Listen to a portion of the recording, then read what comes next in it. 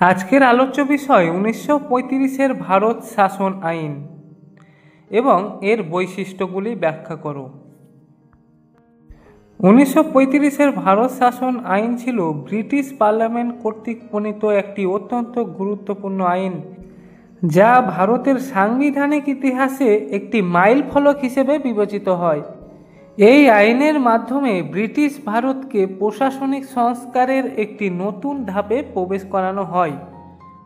এই আইনের মূল বৈশিষ্ট্যগুলি ছিল সর্বভারতীয় যুক্তরাষ্ট্র অল ইন্ডিয়ান ফেডারেশন গঠন। এই আইনের মাধ্যমে একটি সর্বভারতীয় যুক্তরাষ্ট্র গঠনের প্রস্তাব করা হয়। এতে ব্রিটিশ ভারতের প্রদেশসমূহ এবং দেশীয় রাজ্যগুলিকে অন্তর্ভুক্ত করার কথা বলা হয়েছিল, তবে দেশীয় রাজ্যগুলি যোগ দিতে রাজি না হওয়ায় এই প্রস্তাব বাস্তবায়িত হয়নি। দ্বিতীয় বৈশিষ্ট্য প্রাদেশিক স্বায়ত্তশাসন। এই আইনের মাধ্যমে প্রদেশগুলিকে আংশিকভাবে স্বায়ত্তশাসিত করা হয়। প্রদেশের মন্ত্রিমণ্ডলী আইন পরিষদের প্রতি দায়বদ্ধ ছিল এবং গভর্নরের ক্ষমতা কিছুটা সীমিত করা হয়েছিল।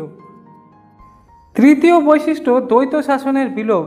1919 সালের মন্টেগু চেমসফোর্ড সংস্কার আইন এর ফলে চালু হওয়া দ্বৈত শাসন প্রাদেশিক স্তরে বিলোপ করা হয়, তবে কেন্দ্রে দ্বৈত শাসন ব্যবস্থা চালু করা হয়, যা ছিল এক জটিল ও বিভ্রান্তিকর প্রশাসনিক ব্যবস্থা।